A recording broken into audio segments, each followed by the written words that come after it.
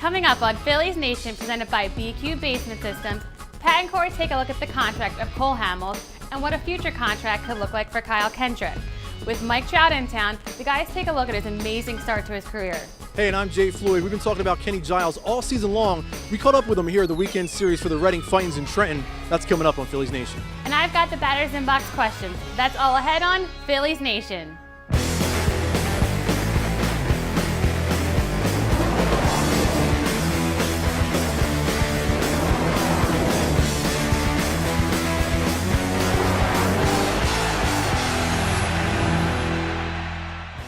Welcome to Phillies Nation, presented by BQ Basement Systems. We are here at McStew's in Levittown, just off of New Falls Road. Pat Gallen and Corey Seidman with you. Well, they almost did it. They almost swept the Mets, but once again, it was a bullpen implosion that kept them from doing that.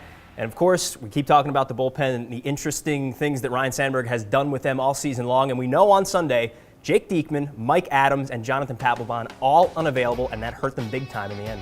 It's unacceptable to have three guys, the three top relievers in your bullpen, all unavailable for a game. It's one thing if Papelbon can't go because of the general soreness, mostly in the neck area, but the fact that Diekman and Adams had both pitched Friday and Saturday, they combined for 90 pitches, those two, on Friday and Saturday, each pitched full innings. So they were unavailable as well, and when you have three guys in a top-heavy bullpen that are unable to go, you're not going to win a game. And we saw this earlier in the season when Jonathan Papelbon was unable to go against the Braves.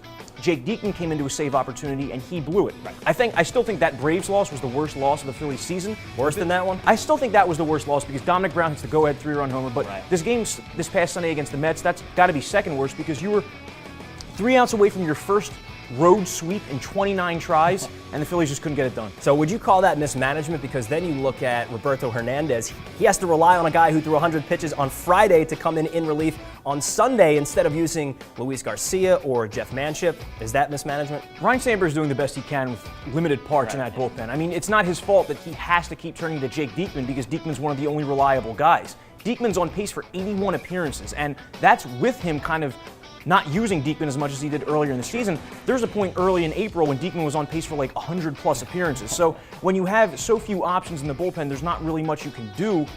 It's something that he's going to feel his way out. You know, you're not thinking about Sunday's game when you're in Friday's game and you need Mike Adams to come into a one-run game. Right. But it prevented the Phillies from sweeping a series in a really deflating way to end the series. Yeah, and one of the guys who's really struggling right now is Antonio Bastardo, and they've been relying on him quite a bit because they really have no one else to rely on at this point. So what do you see with Bastardo right now? It's been ugly, and they have to keep going back to the well, don't they? 10 of the 17 first batters that he's faced when he comes into a game have reached base. It's on-base percentage close to 600, and it just continues to be an issue with him. The ball strike count, it's like 55 to 45 strikes to balls ratio this year. And, you know, this is the product of a bullpen that is so top-heavy. You have Jonathan Papelbon making $13 million. You have Mike Adams making $7 million. And then you have four guys in that pen who are making $600,000 or less. So there's not a whole lot of quality after the top couple arms, and the fact that Antonio Bastardo hasn't been reliable this season, that is killing the Phillies. It's good that you mentioned the money issue because they are paying a lot of money to the back end, and it's just not working overall. And also being paid a lot of money is one Cole Hamels. Still looking for his first win of the year. He got a no decision on Sunday, and still looking for career win number 100. He couldn't get that on Sunday either as the bullpen imploded. 7 innings, not bad, looked good. 133 pitches stands out. That's the most in the major leagues since Tim Lincecum's no-hitter last season when he threw 148. But they didn't have anything else to do. They had to rely on Cole Hamels for all those pitches. But even beyond that game, for this season so far, he's been a little rusty coming off the shoulder injury. Has he been able to earn that contract? You talked about it on CSNPhilly.com and the massive $144 million contract. Do you think that he's earning that pay? I'll tell you, the way he pitched Sunday, that's the kind of outing that you need from a guy making $24 million a year. But really, to that point, from the time Hamels signed his extension right before the 2012 trade deadline until that starts Sunday, he had a 3.56 ERA, which over that span ranked 44th among Major League starting pitchers. So the contract is the 6th highest ever handed out to a pitcher. And the ERA since that contract is 44th best among Major League starters. I mean, you tell me, is that earning the money? It's not earning money. Cole has been great throughout his career. I mean, Sunday's game, 10 strikeouts, the 24th double-digit strikeout game of his career. That's 7th best among active pitchers, which is probably the area I'd put him. I'd put him in like the 8 to 12 range among active pitchers, but it's just so much money to be paying one guy in a rotation where the top three are making $65 million this year. All right, let's talk about another contract that could be coming for a Phillies pitcher, and that's Kyle Kendrick. And we've talked about him a lot, and he still sort of gets crap from the fan base because he's not the number 1 or number 2 starter, or maybe not even a number 3 starter. But he's a good back end of the rotation guy. And again, you talked about this on CSNPhilly.com about what he could get in the future. Now, he got $7.6 million this season. I wasn't a fan of it because I wanted a little more upside at the back end of the rotation. But it speaks for itself. Kyle Kendrick's been good. He's been pretty good. ERA around 3.5, a lot of quality starts this year. And what I did is I went back and I looked at 4 pitchers who compare to Kendrick that signed contracts last offseason. Jason Vargas, who's a pretty good comp just in terms of stuff, strikeouts, walks, everything. 4 years, $32 million with the Royals. Scott Feldman, another similar pitcher to Kendrick. 3 years, $30 million with the Astros. Then you have Ricky Nolasco, who has better strikeout numbers, but really, over the last 3 or 4 years has been worse than Kyle Kendrick ERA-wise. He got 4 years, $49 million from the Twins. So when I look at the starting pitching crop that is going to be reaching free agency this winter, Kendrick is not in Tier 1. He's not in Tier 2. He's not with the top guys that are in free agency, but he's in Tier 3. And if he gets signed early, for example, I think he could get like 3 years, $27 million. He's in line for a nice little payday. Really, the worst case scenario for Kendrick would be going to free agency and a couple of the guys in Tier 3 like Ryan Vogelsong, Jason Hamill, Carlos Villanueva, maybe they sign and then Kendrick's left to only take a 1-year deal, but it does look like he's going to get paid. Yeah, Kyle Kendrick, though, I would expect that he would test the market. When we come back here on Phillies Nation, Jay talks to fireballer Kenny Giles. He was just promoted to AAA, and Jay got a chance to talk to him. So stay put. We'll come right back here on Phillies Nation.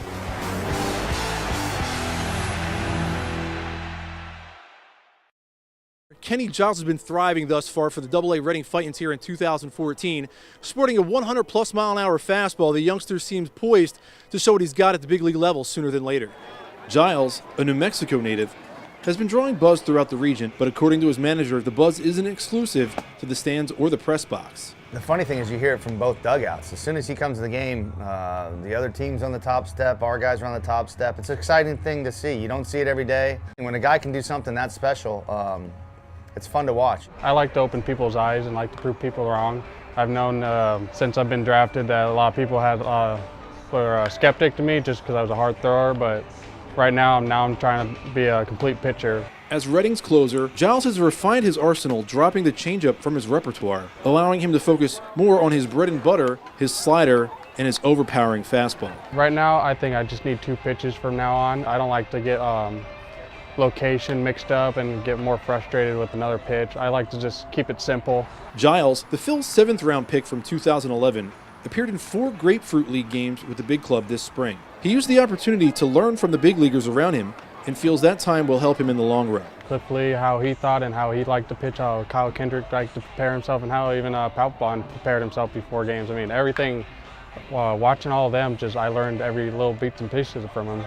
Coaches feel Giles has the right mindset for closer duties.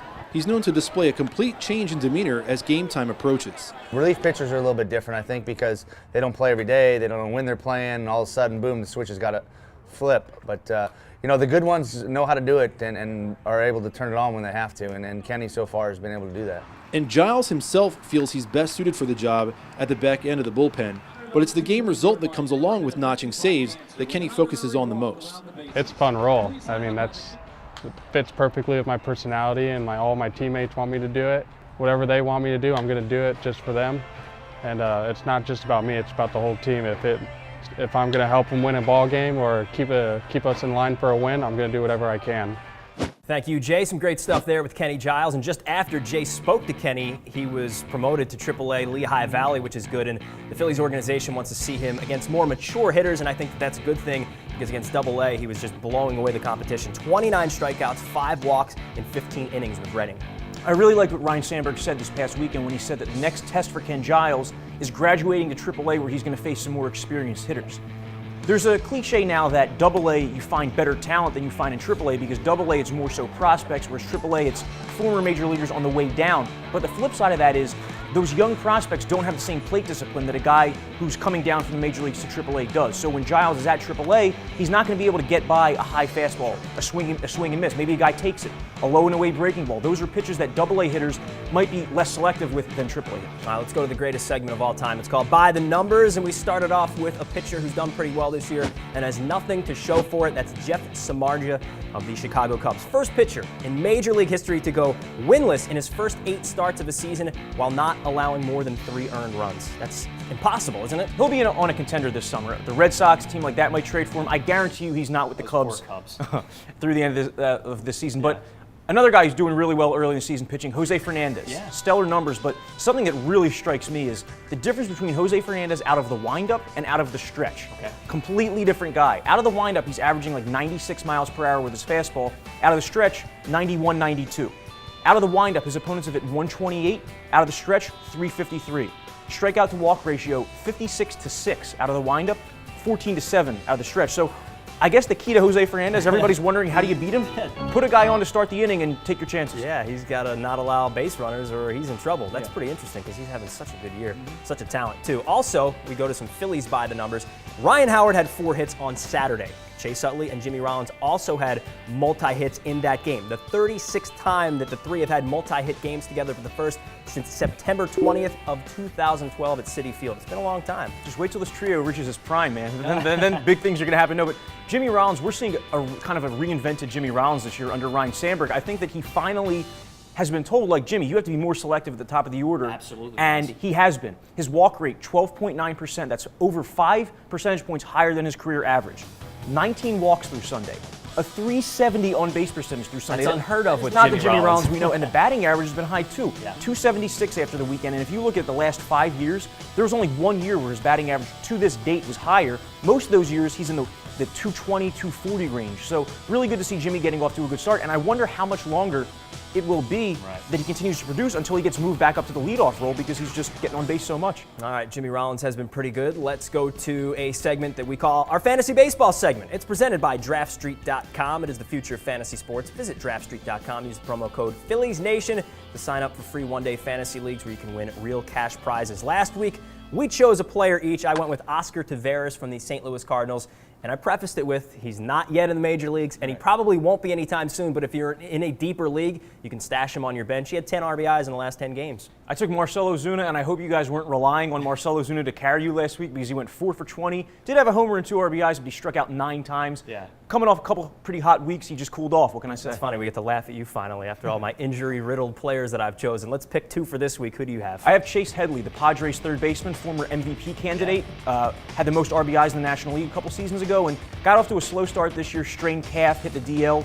Came off the DL this past weekend, and in the weekend went 2 for 7, homer, 3 RBIs, 3 runs. He could do a lot worse at third base. I think that Chase Headley is a guy moving forward who you can expect like a 280 batting average, 380 on base percentage, maybe 15 or so homers, 65, 75 RBIs. Pretty good. My guy is Marlon Byrd. How is he available in almost 50% of Yahoo leagues? I don't understand it. He's hitting .312. He's giving you a little bit of power, but he's knocking in a ton of runs because Phillies are getting on base a lot more. Marlon Byrd, pick him up.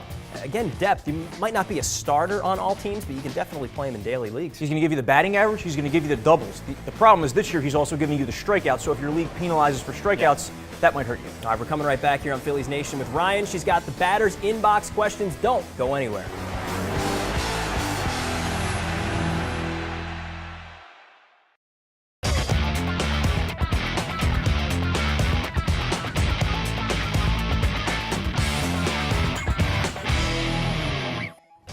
Welcome back to Phillies Nation. We're here at McStew's in Levittown, and it's time for our Batters Inbox questions, where the guys step up to the plate, and I'll pick the winner. Ready? Let's do it. All right. Our first question is, over under 2, how many All-Stars will the Phillies send to Minnesota in July? Pat? Over under of 2, I'm going under. I think just one Philly is going to make it, and that's going to be Chase Utley. Obviously, his resume speaks for itself. He's had an incredible year. What a start he had. Otherwise, I don't know. Carlos Ruiz has had a pretty decent season, but the offensive numbers don't really jump out at you. He's only got 1 home run, and if you look around the landscape of the National League, there's a lot of good catchers. Buster Posey's going to make it. He makes it every year, as does Yadier Molina. If they do carry 3 catchers, which they tend to do in an All-Star game, it's going to be down to him, Jonathan LaCroix, and maybe one other catcher in the National League. So it's tough to say that Chooch is a definite for the team. Also, Jonathan Papelbon's got a pretty good chance at it, but Houston Street's having a good year. K-Rod's having a good year. That's a bounce-back season from him. Who else is having a good year? Craig Kimbrell always has a good year. He always seems to be an all-star. So as far as relievers are concerned, I can't say that Papelbon is either. Jimmy Rollins, a very good season. But again, it's a numbers game, so I'm going to say under with the caveat that maybe a second gets in there. I'm going over, which kind of feels weird with a team that's been right around the 500 mark all season and probably will be there at the All-Star break as well. But I'm going over. Chase Utley is a lock. Jonathan Papelbon, you mentioned, I think that he's a lock if he continues to pitch well, because there really aren't too many closers in the National League who have better numbers. You mentioned Craig Kimbrell. He's missed a little bit of a time with an arm injury. Francisco Rodriguez has better numbers. Houston Street maybe has better numbers. But outside of those two, Papelbon has the third best ERA among closers in the National League. Cliff Lee, reputation, based on reputation, and I mean, would you really be surprised if he rolls off 8 starts in a row here where he gives up 1 or 2 runs? I could see Utley, Papelbon, and then Lee, or maybe Jimmy Rollins, because if you look at the shortstops in the NL, the only one who's performed better offensively than Jimmy is Troy Tulowitzki. But also with relief pitchers, now you've got to put into play the middle relievers that sometimes make it to take away a spot from a guy like Papelbon. So I think under, you think over. All right. Well, we're going to have to go with Corey on that one. No, Sorry. Of course you are. I hope I'm right. We'll see. We'll see. And our next question says, who is the most important Phillies prospect in the system, not named Biddle or Franco? Corey? I'm going to go Tommy Joseph, catching prospect for the Phillies. Last year was a lost year for Tommy Joseph with the concussions and the passed ball issues. But this year he's off to a very good start, hitting .282, OPS close to 900, 5 homers, 19 RBIs, 0 passed balls for Tommy Joseph. And it's not just the production, it's not just the fact that he could be the catcher of the future. It's that if he does make it in the majors, you can finally say that the Phillies got something for one of their trades. When they traded Hunter Pence to the Giants, they got back Tommy Joseph, and if he makes it, you can finally say that the Phillies did well with their return in the trade. Yeah, I hope you're right. I hope he does pan out, because that would be nice to have someone that can come up when Carlos Ruiz gets a little too old. But I'm going to go with Severino Gonzalez, and here's why. He's probably projected to be maybe a middle of the rotation starter, maybe a 4, maybe even a 5. But that's important because the guys that the Phillies have brought up recently that are a 4 or a 5, Jonathan Pettibone, Ethan Martin, Vance Worley, they've all basically kind of topped out. They've flamed out. And you need that in a rotation. It's important to have these cost-controlled guys that are cheaper at the back end of your rotation that you can count on. Now, it's not a great example because Severino Gonzalez gave up 10 earned runs in 3 2/3 innings at Reading on Sunday, but nonetheless, he has to pan out because they just need more depth at the major league level when it comes to the starting pitchers. Sorry, Pat. Really? Yeah. Again, he's paying you off, isn't he? Pat might as well just go home. All right. Last question. I need it. All right, here we go. Look back at the offseason. Which free agent player would look great on the Phillies right now?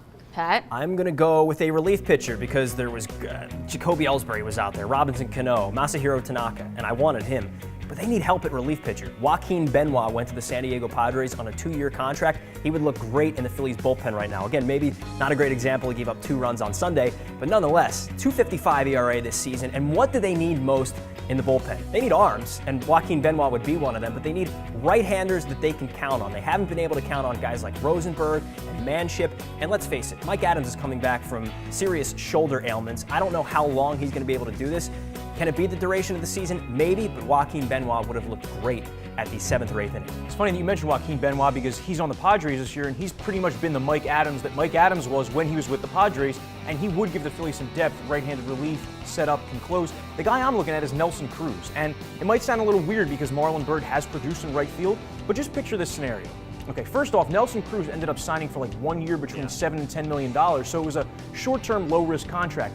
Had the Phillies have signed Nelson Cruz to a deal like that, they could have also signed Marlon Byrd, and you'd have so much outfield flexibility. You could even put Byrd in center, put Cruz in right, and Dominic Brown in left. It would be a terrible outfield defense, but that would be so much offense. Nelson Cruz early in the season, 10 homers, 30 RBIs at Camden Yards, which is equally hitter-friendly to Citizens Bank Park. I just wonder what he could do in this lineup.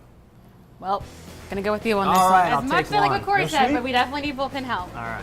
Well, that wraps up our Batters Inbox questions for this week. Make sure you leave them for us on our Facebook and Twitter page. Don't touch that remote. We'll be right back with more Phillies news.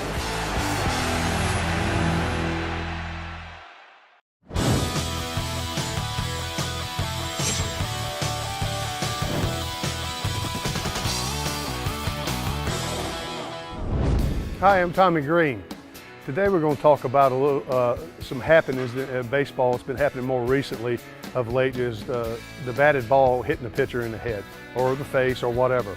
And it's a scary thought. And as a big league pitcher, the question has been raised to me, do you think about it out there on the mound of that? And I've never really thought about it. And I've been close to being hit a couple times where I felt the ball, I felt the wind off of it come by me, and I just didn't have time to react. I couldn't get my glove up quick enough. It was hit that hard. As you've seen recently, it happens in a split second. And fielding your position, you can't throw a ball with your glove in front of your face. You know, you can't do that. You got to be as natural as you can and go out there and play the game. And sometimes things happen. We don't want to see them happen. It's just, you know, they happen that way. A good analogy for me is playing in the NFL. If you go out there and you're scared to get hit on the football field, you're not going to be able to play. And it's the same way in baseball. If you're scared of getting hit by a batted ball, or vice versa, a hitter getting hit with a pitch ball, if you're scared of that, you're not going to be a good ball player, and you're not going to stay there long, so to speak, if you get that fear in you. You know, it's a scary thought, but you have to go out there and play the game. You have to play the game and keep it fun. Thank you, Tommy. Obviously some relevant stuff there because Aroldis Chapman, who was hit in the face with a ball, is back, and he's still throwing over 100 miles an hour. Now, guess who's in town? The Los Angeles Angels and Millville kid Mike Trout, superstar, one of the best, if not the best player in baseball.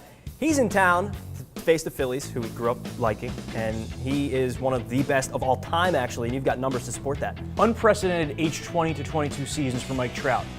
History of baseball, all time, ages 20 to 22, the only two guys who have compiled more wins above replacement, more WAR than Mike Trout, Ted Williams, Ty Cobb. Probably two of the top 7 who have ever done it, right? So Mike Trout is well on his way to a Hall of Fame career, to multiple MVP awards. Kind of surprising he went 2 years in a row there without winning the MVP, despite ranking in the top 5 in batting average, on base percentage, slugging, steals, you know, everything. But Trout's off actually to kind of a slower start this year. Hitting in the mid-270s, 880 OPS, good numbers, just not up to the lofty standards that he's set for himself yet this year. And his contract, not a bad one. It's 6 years, what, $140, $150 million. But is it crazy to think that Mike Trout actually left a lot of money on the table? I was seeing things like $300, $400 million, which may actually come as he gets, you know, later and through this contract. What kind of contract could we look at with Mike Trout? I saw a lot of people saying that by signing the 6-year, $150 million deal with the Angels, Trout left some money on the table. But look, if you're 22 years old and you have a chance to make $150 million, you are signing that. And the other thing, too, is that Mike Trout is so young that by the time this contract ends, he's going to be like 29 years old, not even 30. He's going to be in line for another $250 million deal. So the totality, this might end up being like $400 million for the next, 15 years of Mike Trout's career? That That's sound? not bad. That's Ruben Amaro knocking on his door to sign that contract at 29 years old. Now we go to our Twitter trivia. Use the hashtag PNTrivia. Last week's question was this: who led the Phillies in hits during the 1990s? You had a guess? Was it Mickey Morandini? It was Mickey Morandini. I bet you looked that one up. This week's question is, since 2004, which Phillies relief pitcher has made the most appearances in a single season? I'm going to go with Jake Diekman in 2014. It might happen. It may actually happen. He's on pace for 81 appearances, but no, that's a very good question. There are a couple names that stick out to me. I'm curious to see who it is. Yeah, guess at Phillies Nation on Twitter and use the hashtag PNTrivia. And also, before we let you go, 8 years ago on Sunday, Aaron Rowan smashed his face into the center field wall. What do you remember most about that? I just remember Aaron Rowan being 100% effort all the time, didn't have the elite speed you see from many center fielders, didn't have the makeup speed of a Ben Revere, but he had terrific instincts in center field, and he got to everything, it seemed. Corey Seidman gets to everything as well. That's it for us here on Phillies Nation. Thank yous all around 2020. Brian Michael, thank you to Ryan, Jay, Kenny Giles, Tommy Green, the whole gang. They're brought to you by BQ Basement Systems, and we're always here at McStew's in Levittown. I'm Pat Allen, he's Corey Seidman. We will talk to you next time here on Phillies Nation.